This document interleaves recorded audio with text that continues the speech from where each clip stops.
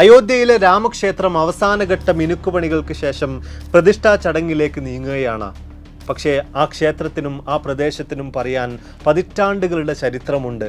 മുഗൾ സാമ്രാജ്യത്തിൻ്റെയും ബ്രിട്ടീഷുകാരുടെ നെറികേടിൻ്റെയും ഇന്ത്യൻ രാഷ്ട്രീയക്കാരുടെയും അതുപോലെ നിയമ പോരാട്ടങ്ങളുടെയും ബാബരിയുടെയും കഥകളുണ്ട്. ആ ചരിത്ര സംഭവ കഥകളിലേക്കാണ് ഇന്ന് നിങ്ങൾ കൂട്ടിക്കൊണ്ടുപോകുന്നത്. Welcome back to A4 Aflu here.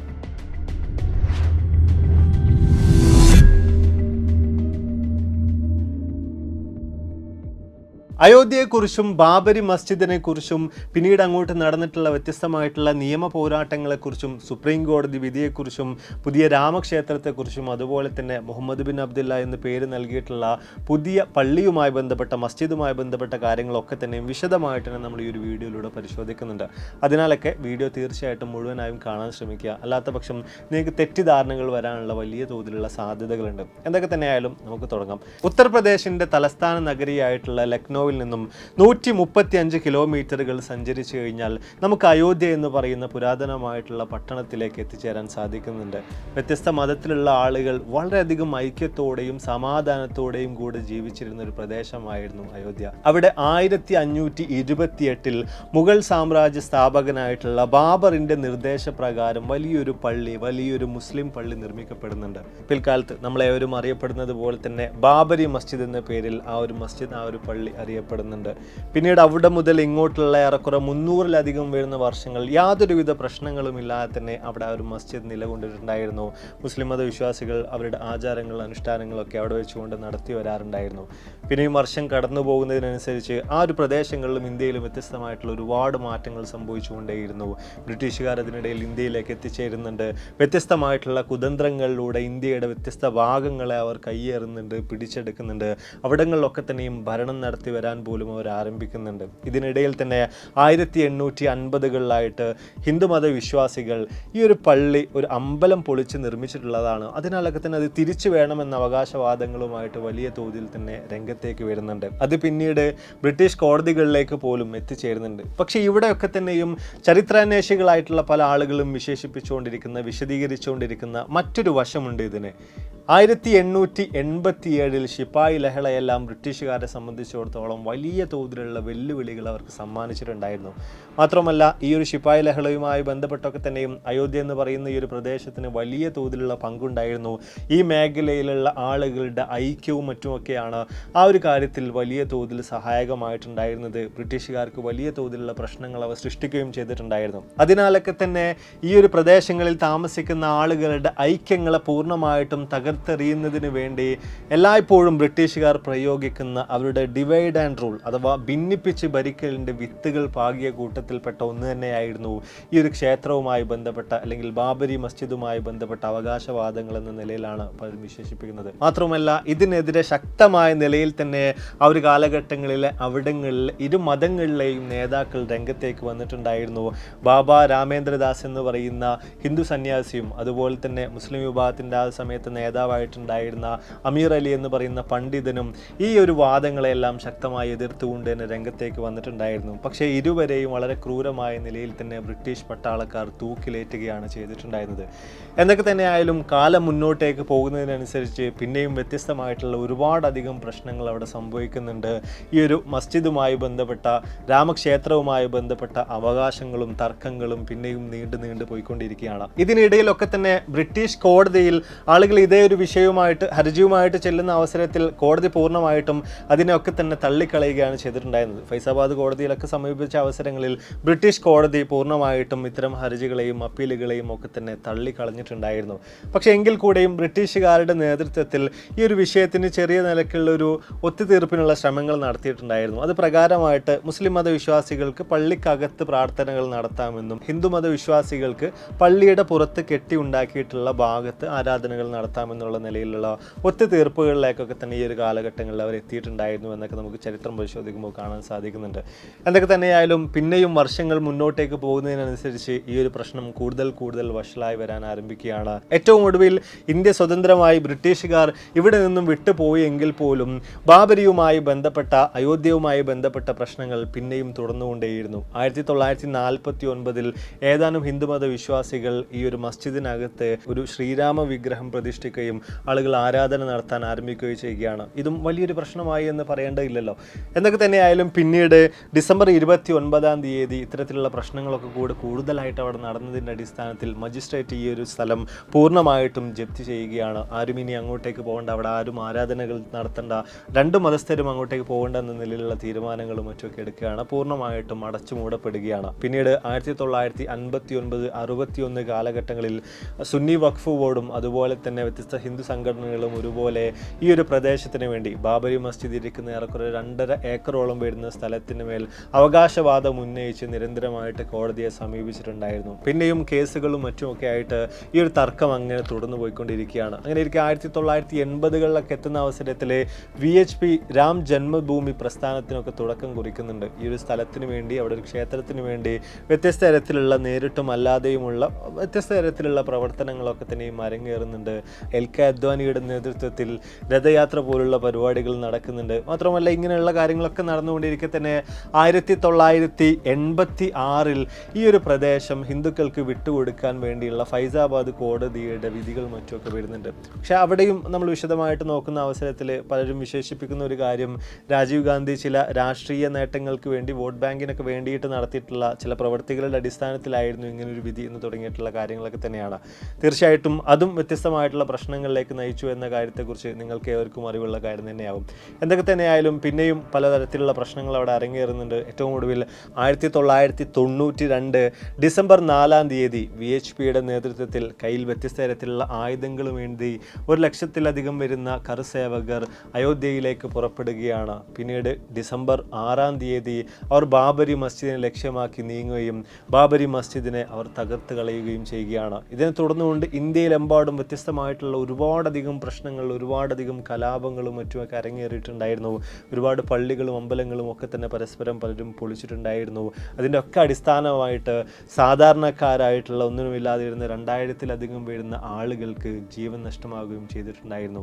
ഇത്തരത്തിലുള്ള വലിയ പ്രശ്നങ്ങളെല്ലാം അരങ്ങേറിയതോട് കൂടിയിട്ട് 1993 ജനുവരി 7 പൂർണ്ണമായിട്ടും ഈ ഒരു തർക്കഭൂമിയെ കേന്ദ്ര സർക്കാർ ഏറ്റെടുക്കുകയാണ്. പിന്നീട് അവിടെ നിന്ന് ഇങ്ങോട്ട് നമ്മൾ നോക്കുകയാണെങ്കിൽ വർഷങ്ങൾ നീണ്ട നിയമ പോരാട്ടങ്ങൾ തന്നെ മുസ്ലിം സംഘടനകളും ഹിന്ദു സംഘടനകളും ഈ ഒരു പ്രദേശത്തിന് വേണ്ടിയിട്ട് നിരന്തരമായിട്ട് നടത്തിയിട്ടുണ്ടായിരുന്നു. അതിൻ്റെ എല്ലാം ഏറ്റവും അവസാനത്തെ ഒരു വിധി പുറപ്പെടുവിച്ചത് സുപ്രീം കോടതി 2019 നവംബർ 9 ആയിരുന്നു. വ്യത്യസ്ത തരത്തിലുള്ള വാദങ്ങളും ഒരുപാടധികം തെളിവുകളും എല്ലാം അടിസ്ഥാനപ്പെടുത്തി ഏറെക്കുറെ 1000-ഓളം വരുന്ന പേജുകൾ നീണ്ടുനിന്ന വലിയൊരു വിധി തന്നെയാണ്, വലിയൊരു ജഡ്ജ്മെൻറ്റ് തന്നെയാണ് സുപ്രീം കോടതി അന്ന് പുറപ്പെടുവിച്ചിട്ടുണ്ടായിരുന്നത്.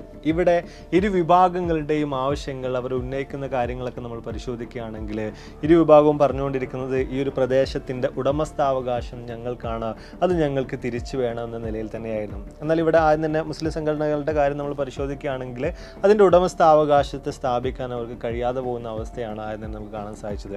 അതിൽ തന്നെ സുപ്രീം കോടതി ഒരു അവസരങ്ങളിൽ എടുത്ത് പറഞ്ഞൊരു കാര്യം, ഒരുപാടധികം വർഷക്കാലം ആരാധനകൾ നടത്തിയിരുന്നു എന്ന് വെച്ച് ഉടമസ്ഥാവകാശം നൽകാനാകില്ല എന്ന നിലയിലുള്ള ചില കാര്യങ്ങളൊക്കെ തന്നെയായിരുന്നു. മാത്രമല്ല ഇവിടെ വ്യത്യസ്ത തരത്തിലുള്ള ഒരുപാടധികം തെളിവുകൾ അടിസ്ഥാനപ്പെടുത്തിയിട്ടുണ്ടായിരുന്നു. അതിനുവേണ്ടി പ്രധാനമായിട്ടും ആർക്കിയോളജിക്കൽ സർവേ ഓഫ് ഇന്ത്യ ഈ ഒരു മേഖലയിൽ നടത്തിയിട്ടുള്ള സർവേകളിൽ നിന്ന് കണ്ടെത്തിയിട്ടുള്ള കാര്യങ്ങളൊക്കെ തന്നെയാണ് പ്രധാനമായിട്ടും ഉപയോഗിച്ചിട്ടുണ്ടായിരുന്നത്. ആ കൂട്ടത്തിൽ നമ്മൾ പരിശോധിക്കുന്ന അവസരത്തിൽ ആദ്യം തന്നെ അവർക്ക് കണ്ടെത്താൻ സാധിച്ചുള്ള ഒരു കാര്യം, ഓൾറെഡി ഉണ്ടായിരുന്ന പഴയ ഒരു സ്ട്രക്ചറിൻ്റെ മുകൾ ഭാഗത്തായിട്ടാണ് ഈ ഒരു മസ്ജിദ് നിർമ്മിച്ചിട്ടുള്ളത് എന്ന് പറയുന്ന ഒരു കാര്യമാണ്.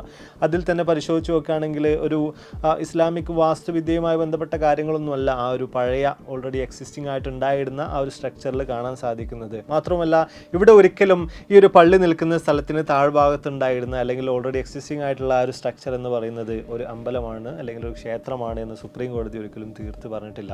ഒരു ക്ഷേത്രമായിരിക്കാനുള്ള സാധ്യതകളുണ്ട്, അതിൻ്റെ ചില ലക്ഷണങ്ങൾ കാണുന്നുണ്ട് എന്ന നിലയിലൊക്കെ തന്നെയാണ് സുപ്രീം കോടതിയുടെ വിധിയിൽ മറ്റൊക്കെ പരാമർശിക്കപ്പെട്ടിട്ടുണ്ടായിരുന്നത്. അതോടൊപ്പം തന്നെ ഈ ഒരു അമ്പലം പൊളിച്ചിട്ട് അതിന് മുകളിലാണ് ഇത്തരത്തിലുള്ള ഒരു മസ്ജിദ് നിർമ്മിച്ചിട്ടുള്ളത് എന്ന കാര്യത്തെക്കുറിച്ച് കൃത്യമായിട്ട് തെളിയിക്കാനും ഹിന്ദു സംഘടനകൾക്ക് ഈ ഒരു അവസരങ്ങളിൽ സാധിച്ചിട്ടുണ്ടായിരുന്നില്ല. ഇവിടെയും നമ്മൾ നോക്കുകയാണെങ്കിൽ ഈ ഒരു ആർക്കിയോളജിക്കൽ സർവേ ഓഫ് ഇന്ത്യയുടെ സർവേകൾ നടക്കുന്ന അവസരത്തിൽ 76-ലും 77-ലും 2003 കാലഘട്ടം കാലഘട്ടങ്ങളൊക്കെ ആയിട്ട് KK മുഹമ്മദ് എന്ന് പറയുന്ന മലയാളി കൂടിയായിട്ടുള്ള വ്യക്തി ഈ ഒരു സർവേകളിൽ പങ്കെടുത്തിട്ടുണ്ടായിരുന്നു. അദ്ദേഹം വിശദീകരിക്കുന്നത് ഹിന്ദു ക്ഷേത്രങ്ങളിൽ കാണപ്പെടുന്ന തരത്തിലുള്ള പല കാര്യങ്ങളും ഈ ഒരു തർക്കഭൂമിയിൽ കാണാൻ സാധിക്കുന്നുണ്ട് എന്ന നിലക്കാണ്. അദ്ദേഹത്തിൻ്റെ മലയാളത്തിലുള്ള ഇൻ്റർവ്യൂകളും മറ്റുമൊക്കെ നമുക്ക് യൂട്യൂബിലും മറ്റൊക്കെ സെർച്ച് ചെയ്യുന്ന അവസരത്തിൽ കാണാനും സാധിക്കുന്നുണ്ട്. വിശദമായിട്ടുള്ള കാര്യങ്ങൾ നിങ്ങൾക്ക് മനസ്സിലാക്കണമെങ്കിൽ തീർച്ചയായിട്ടും ആ വീഡിയോകളൊക്കെ നിങ്ങൾക്ക് നോക്കാവുന്നതാണ്, കാണാവുന്നതാണ്. എന്തൊക്കെ തന്നെയായാലും ഇവിടെ ഈ ഒരു തർക്കഭൂമി ഇനി ഹൈന്ദവ വിശ്വാസികൾക്ക് അവകാശപ്പെട്ടതാണോ, അവരുടെ ഉടമസ്ഥാവകാശത്തിലുള്ളതാണോ എന്ന കാര്യത്തെക്കുറിച്ച് നമ്മൾ നോക്കുകയാണെങ്കിൽ അവിടെയും സുപ്രീം കോടതി വീക്ഷിച്ചിട്ടുണ്ടായിരുന്ന വ്യത്യസ്ത തരത്തിലുള്ള കാര്യങ്ങളുണ്ടായിരുന്നു. ഒന്നാമത്തെ കാര്യം എന്ന് പറയുന്നത് ഈ ഒരു അയോധ്യ എന്ന് പറയുന്നത് ശ്രീരാമ ജന്മഭൂമിയാണ് എന്നുള്ളൊരു വിശ്വാസം തീർച്ചയായിട്ടും ഹിന്ദു മതവിശ്വാസികൾക്കിടയിലുണ്ട്. പക്ഷെ ഒരിക്കലും ഇവിടെ ശ്രീരാമ ജന്മഭൂമി എന്ന് പറയുന്ന കാര്യത്തിന് ഒരു നിയമ വ്യക്തിത്വമില്ല. എന്നാൽ ശ്രീരാമദേവൻ എന്ന വ്യക്തിക്ക് നിയമ വ്യക്തിത്വമുണ്ട് എന്ന നിലക്കാണ് സുപ്രീം കോടതി ഈ ഒരു ഭാഗത്ത് വിശദീകരിച്ചിട്ടുണ്ടായിരുന്നത്. അതായത് ഈ ഹിന്ദു ഐഡോൾസിനെ അല്ലെങ്കിൽ ഹിന്ദു ദേവന്മാരെയൊക്കെ തന്നെയും ഒരു ജൂറിസ്റ്റിക് പേഴ്സൺ എന്ന നിലയിൽ എല്ലാവിധ അവകാശങ്ങളുമുള്ള ഒരു പേഴ്സൺ എന്ന നിലയിലൊക്കെ തന്നെയാണ് നമ്മുടെ നിയമം, നമ്മുടെ കോടതികളൊക്കെ തന്നെയും കാണുന്നത്. അപ്പോൾ ഇത്തരത്തിലുള്ള എല്ലാ കാര്യങ്ങളെയും ചേർത്ത് വെച്ചുകൊണ്ട് തന്നെയാണ് 1000 പേജുകൾ അടങ്ങുന്ന ഒരു വിധി സുപ്രീം കോടതി 2019 നവംബർ മാസം 9 പുറപ്പെടുവിച്ചിട്ടുണ്ടായിരുന്നത്. അത് പ്രകാരമായിട്ട് പറയുന്ന ഒന്നാമത്തെ കാര്യം എന്ന് പറയുന്നത് ഈ ഒരു തർക്കഭൂമി ഹിന്ദുമത വിശ്വാസികൾക്ക് വിട്ടു നൽകുന്നതായിരിക്കും. അത് അവിടെ ഒരു ക്ഷേത്രം പണിയുന്നതിന് വേണ്ടിയിട്ട് കേന്ദ്ര സർക്കാർ തന്നെ ഒരു കമ്മിറ്റിയെ രൂപീകരിക്കേണ്ടതുണ്ട്. അതിനുശേഷം ആ ഒരു കമ്മിറ്റിയുടെ നേതൃത്വത്തിലായിരിക്കണം ഇവിടെ ഒരു ക്ഷേത്രം പണിയേണ്ടത്. ഇനി അതുപോലെ തന്നെ ഇവിടെ വർഷങ്ങളോളം, നൂറ്റാണ്ടുകളോളം മുസ്ലിം മത വിശ്വാസികൾ ആരാധനകളും മറ്റുമൊക്കെ നടത്തി വന്നിട്ടുണ്ടായിരുന്നു. അവിടെ ഉണ്ടായിരുന്ന ഇത്തരത്തിലുള്ള ഒരു പള്ളി, ഒരു മസ്ജിദ് പൊളിച്ചത് തീർച്ചയായിട്ടും നിയമവിരുദ്ധമായിട്ടുള്ള കാര്യമാണെന്ന് നിലക്ക് കോടതി കണ്ടിട്ടുണ്ടായിരുന്നു. അതോടൊപ്പം തന്നെ ആർട്ടിക്കിൾ 142 പ്രത്യേക അധികാരങ്ങൾ പ്രകാരം ഈ ഒരു മുസ്ലിം മത വിശ്വാസികൾക്ക് പള്ളി നിർമ്മിക്കുന്നതിന് വേണ്ടിയിട്ട് 5 ഏക്കർ മറ്റേതെങ്കിലും ഒരു പ്രദേശത്ത് നൽകാൻ വേണ്ടിയിട്ട് കൂടെ സുപ്രീം കോടതി ഒരു അവസരത്തിൽ വിധി പ്രഖ്യാപിച്ചിട്ടുണ്ടായിരുന്നു. ഇരു കക്ഷികൾക്കും തുല്യനീതി ലഭിക്കണം എന്നൊരു കാര്യത്തിന് അടിസ്ഥാനത്തിൽ തന്നെയാണ് കോടതി ഇങ്ങനെ ഒരു വിധി പ്രഖ്യാപിച്ചിട്ടുള്ളതെന്ന നിലക്കാണ് സുപ്രീം കോടതി തന്നെ ഈ കാര്യങ്ങളുമായി ബന്ധപ്പെട്ട് വിശദീകരണം നടത്തിയിട്ടുണ്ടായിരുന്നത്. അങ്ങനെ ഏറ്റവും ഒടുവിൽ പതിറ്റാണ്ടുകൾ നീണ്ടു നിന്ന വലിയൊരു തർക്കത്തിന് സുപ്രീം കോടതി വിധിയിലൂടെ അവിടെ ഒരു അവസാനം കുറിച്ചിരിക്കുകയാണ്. പിന്നീട് അതിനടിസ്ഥാനത്തിൽ ഈ ഒരു രാം ക്ഷേത്രം നിർമ്മിക്കുന്നതിന് വേണ്ടിയിട്ട് അല്ലെങ്കിൽ രാം മന്ദിർ നിർമ്മിക്കുന്നതിന് വേണ്ടിയിട്ട് ഒരു സംഘടനയൊക്കെ രൂപീകരിക്കപ്പെടുന്നുണ്ട്. 2020 അതിൻ്റെ ഭാഗമായിട്ട് ഈ ഒരു രാം മന്ദിറിനുള്ള തറക്കല്ലിടലും ഭൂമി പൂജകളും മറ്റൊക്കെ നടക്കുന്നുണ്ട്. എന്തൊക്കെ തന്നെയായാലും ഇപ്പോൾ നമ്മളിവിടെ നോക്കുമ്പോൾ ഈ ഒരു മാസം 22 കൂടിയിട്ട് പ്രതിഷ്ഠാ ചടങ്ങൊക്കെ നടക്കാനിരിക്കുകയാണ് രാം മന്ദിറിൽ. എല്ലാ വിധത്തിലുള്ള മിനുക്കുപണികളും മറ്റുമൊക്കെ ഇതിനോടകം തന്നെ നടന്നു കഴിഞ്ഞിട്ടുണ്ട്. പക്ഷേ ഇവിടെയും നമ്മൾ നോക്കുമ്പോൾ 70 ഏക്കറോളം വിസ്തൃതിയുള്ള വലിയൊരു സ്ഥലത്താണ് നിലവിൽ ഈ ഒരു രാം മന്ദിർ നിർമ്മിച്ചു കഴിഞ്ഞിട്ടുള്ളത്. പക്ഷേ അത് പൂർണ്ണമായിട്ടും ഈ ഒരു ക്ഷേത്രമില്ല. അതിൻ്റെ ഏറെക്കുറെ 22 ഏക്കറോളം വരുന്ന ഭാഗത്താണ് ഈ ഒരു വലിയ ക്ഷേത്രം നമുക്ക് കാണാൻ സാധിക്കുന്നത്. അതും 2 നില കെട്ടിടത്തിൻ്റെ അത്ര വലിയൊരു ചുറ്റുമതിൽ ഈ ഒരു ക്ഷേത്രത്തിനുണ്ട്. അതുപോലെ വ്യത്യസ്ത ഭാഗങ്ങളിലായിട്ട് 7ഓളം വരുന്ന ചെറിയ ക്ഷേത്രങ്ങൾ ഇതിനകത്ത് തന്നെ നമുക്ക് കാണാൻ സാധിക്കുന്നുണ്ട്. അതുപോലെ ഉത്തര ദക്ഷിണ ക്ഷേത്ര വസ്തുശില്പ ശൈലികൾ സംഗമിപ്പിച്ചുകൊണ്ടാണ് ഈ ഒരു നിർമ്മിതി പൂർണ്ണമായിട്ടും പണി കഴിച്ചിട്ടുള്ളത്. അതുപോലെ തന്നെ ഇതിനകത്ത് നമ്മൾ നോക്കുകയാണെങ്കിൽ കേരളത്തിൽ നിന്നുള്ള തേക്കുകൾ കാണാൻ സാധിക്കുന്നുണ്ട്. അതുകൊണ്ടുള്ള വ്യത്യസ്തമായിട്ടുള്ള കാര്യങ്ങൾ ചെയ്തു വെച്ചുള്ള കാണാൻ സാധിക്കുന്നുണ്ട്. അങ്ങനെ രാജസ്ഥാനിൽ നിന്നുള്ള അങ്ങനെ വ്യത്യസ്തമായിട്ടുള്ള സംസ്ഥാനങ്ങളിൽ നിന്നുള്ള വ്യത്യസ്ത തരത്തിലുള്ള വസ്തുക്കളൊക്കെ തന്നെയും ഉപയോഗിച്ചുകൊണ്ടാണ് ഇത്തരത്തിലുള്ള ഒരു നിർമ്മിതി ഇതിനോടകം തന്നെ പൂർണ്ണമായിട്ടും നിർമ്മിച്ചു കഴിഞ്ഞിട്ടുള്ളത്. തീർച്ചയായിട്ടും ഇവിടെ ഉയർന്നു വരുന്ന നിങ്ങളുടെ മനസ്സിലുള്ള മറ്റൊരു പ്രധാനമായിട്ടുള്ള ചോദ്യം എന്ന് പറയുന്നത് ഇത്തരത്തിലുള്ള വലിയൊരു ക്ഷേത്രം നിർമ്മിക്കാൻ എത്രത്തോളം തുക ചിലവാക്കിയിട്ടുണ്ടാകും എന്ന് പറയുന്നൊരു ചോദ്യമായിരിക്കും. അതിൻ്റെ കണക്കുകൾ ഇൻ്റർനെറ്റിൽ നമ്മൾ പരതുന്ന അവസരത്തിൽ നമുക്ക് കാണാൻ സാധിക്കുന്നത് ഏറെക്കുറെ 1800 കോടി രൂപ ചിലവിലാണ് ഇത്തരത്തിൽ വലിയൊരു ക്ഷേത്രം നിർമ്മിച്ചിട്ടുള്ളതെന്ന് പറയുന്നൊരു കാര്യമാണ്. പൂർണ്ണമായിട്ടും പണിയൊക്കെ കഴിഞ്ഞു വരുമ്പോൾ ലോകത്തിലെ തന്നെ ഏറ്റവും വലിയ 3ാമത്തെ ഹിന്ദു ക്ഷേത്രമായിട്ട് രാം മന്ദിർ മാറുകയും ചെയ്യുന്നതായിരിക്കും. അപ്പോൾ രാമക്ഷേത്രത്തിൻ്റെ കാര്യങ്ങളെക്കുറിച്ചൊക്കെ തന്നെ നമ്മൾ വിശദീകരിച്ചു. കൃത്യമായിട്ട് ഈ ഒരു മാസം 22 കൂടിയിട്ട് ജനങ്ങൾക്ക് വേണ്ടിയിട്ട് തീർത്ഥാടകരായിട്ടുള്ള വിശ്വാസികളായിട്ടുള്ള ആളുകൾക്ക് വേണ്ടി അത് തുറന്നു കൊടുക്കാനിരിക്കുകയാണ്. അങ്ങനെയാണെങ്കിൽ മസ്ജിദ് എവിടെ? മസ്ജിദിൻ്റെ കാര്യങ്ങൾ എന്തായി? അതിൻ്റെ പണി തുടങ്ങിയിട്ടുണ്ടോ? ഈ കാര്യങ്ങളെക്കുറിച്ച് നമ്മൾ വിശദമായിട്ട് നോക്കുകയാണെങ്കിൽ ഈ ഒരു വർഷം മെയ് മാസത്തോട് കൂടിയിട്ട് മസ്ജിദിൻ്റെ പണികൾ ആരംഭിക്കുന്ന നിലയിലാണ് നമുക്ക് മനസ്സിലാക്കാൻ സാധിക്കുന്നത്. മാത്രവുമല്ല മസ്ജിദ് അയോധ്യ എന്നുള്ള പേരൊക്കെ ആയിരുന്നു ആദ്യം ഇതിന് വേണ്ടിയിട്ട് തയ്യാറാക്കിയിട്ടുണ്ടായിരുന്നത്, കണ്ടുവച്ചിട്ടുണ്ടായിരുന്നത്. എന്നാൽ പിന്നീട് അത് മാറ്റിയിട്ട് മുഹമ്മദ് ബിൻ അബ്ദുള്ള മസ്ജിദ് എന്ന് പറയുന്നൊരു പേര് നൽകാൻ വേണ്ടിയുള്ള തീരുമാനത്തിലേക്ക് ഇവർ എത്തിയിട്ടുണ്ട്. മാത്രമല്ല മുമ്പേ ഉണ്ടാക്കിയിട്ടുണ്ടായിരുന്ന ആ ഒരു ഡിസൈൻ മാറ്റിയതിനെ തുടർന്നിട്ടാണ് ഇങ്ങനൊരു ടൈം ഡിലേ ഈ ഒരു പള്ളി നിർമ്മിക്കുന്ന കാര്യത്തിൽ, മസ്ജിദ് ഉണ്ടാക്കുന്ന കാര്യത്തിൽ അവിടെ നേരിട്ടുള്ള നിലക്കാണ് ഇതിൻ്റെ ഭാരവാഹികളും മറ്റൊക്കെ വിശേഷിപ്പിച്ചുകൊണ്ടിരിക്കുന്നത്. അതുപോലെ തന്നെ ഇവിടെയും ഈ പള്ളിയുടെ കാര്യത്തിലേക്ക് നോക്കുമ്പോൾ ഇന്ത്യയിലെ തന്നെ ഏറ്റവും വലിയ ഒരു മസ്ജിദ് ആയിരിക്കും ഇവിടെ ഒരുങ്ങുക എന്നുള്ള നിലയിലാണ് ഇതിൻ്റെ ഭാരവാഹികൾ വിശദീകരിക്കുന്നത്. അതുപോലെ തന്നെ താജ്മഹലിനേക്കാൾ മനോഹരമായ ഒരു നിർമ്മിതി ആയിരിക്കും ഇത് എന്നുകൂടെ അവർ കൂട്ടിച്ചേർക്കുന്നുണ്ട്. മാത്രമല്ല ഇവിടെ ജസ്റ്റ് ഒരു മസ്ജിദിനും അപ്പുറത്തേക്ക് മെഡിക്കൽ കോളേജ്, ഹോസ്പിറ്റൽ, അതുപോലെ ലൈബ്രറി അങ്ങനെ തുടങ്ങിയിട്ടുള്ള ഒരുപാട് കാര്യങ്ങൾ കൂടെ, കമ്മ്യൂണിറ്റി കിച്ചൺ അങ്ങനെയുള്ള കാര്യങ്ങളൊക്കെ തന്നെയും ഉൾപ്പെടുത്തും എന്ന നിലയിലൊക്കെ തന്നെയാണ് ഇവർ വിശദീകരിക്കുന്നത്. അപ്പോൾ എന്തായാലും നമ്മൾ വീഡിയോയുടെ വൈൻഡപ്പ് ചെയ്യാണ്.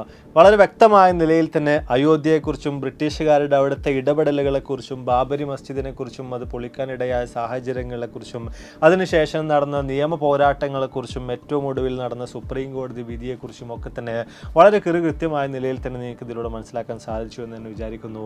ഇവിടെയൊക്കെ തന്നെ നമ്മൾ പരിശോധിച്ച് നോക്കുകയാണെങ്കിൽ ഇത്തരത്തിലുള്ള വിഷയങ്ങൾ പലപ്പോഴും തങ്ങളുടെ സ്വന്തം നേട്ടങ്ങൾക്ക് വേണ്ടി പലരും ഉപയോഗിച്ചിട്ടുള്ളതായിട്ട്, രാഷ്ട്രീയവൽക്കരിച്ചിട്ടുള്ളതായിട്ട് നമുക്ക് കാണാനായിട്ട് സാധിക്കുന്നുണ്ട്. അതിൽ തന്നെ നമ്മൾ നോക്കുകയാണെങ്കിൽ ബ്രിട്ടീഷുകാർ തന്നെ അത്തരത്തിലുള്ള കാര്യങ്ങൾ ചെയ്തിട്ടുണ്ട്. പിന്നീട് അവിടെ നിന്ന് ഇങ്ങോട്ട് നമ്മൾ പരിശോധിക്കുമ്പോൾ, ചരിത്രം പരിശോധിക്കുമ്പോൾ ഈ ഒരു വിഷയത്തെ സ്വന്തം നേട്ടങ്ങൾക്ക് വേണ്ടിയിട്ട് ഉപയോഗിച്ചിട്ടുള്ളതായിട്ട്, ആളുകളുടെ മനസ്സിലുള്ള ചിന്തകളെ അല്ലെങ്കിൽ വിശ്വാസങ്ങളെ പോലും സ്വന്തം നേട്ടങ്ങൾക്ക് വേണ്ടി വോട്ടുകളാക്കി മാറ്റാൻ വേണ്ടി പല കാലങ്ങളിലും പലരും ഉപയോഗിച്ചിട്ടുള്ളതായിട്ട് നമുക്ക് വളരെയധികം വ്യക്തമായിട്ട് തന്നെ മനസ്സിലാക്കാൻ സാധിക്കുന്നുണ്ട്, നോക്കിക്കാണാനായിട്ട് സാധിക്കുന്നുണ്ട്.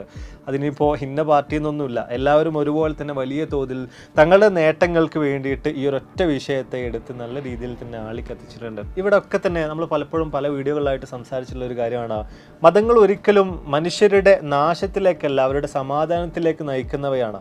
അതിൽ തന്നെ നിങ്ങൾ വിശ്വസിക്കുന്ന മതം, ആ മതത്തോടുള്ള അമിതമായിട്ടുള്ള നിങ്ങളുടെ വിശ്വാസം അത് മറ്റൊരുത്തനെ തകർക്കണമെന്ന നിലയിലേക്ക്, അത്തരമൊരു ചിന്തയിലേക്ക് നിങ്ങളെ കൊണ്ടെത്തിക്കുന്നുണ്ടെങ്കിൽ തീർച്ചയായിട്ടും നിങ്ങൾ വിശ്വസിക്കുന്ന പ്രത്യേക ശാസ്ത്രങ്ങളിൽ നിന്നും നിങ്ങളുടെ വിശ്വാസങ്ങളിൽ നിന്നും ഒക്കെ പുറത്താണ്.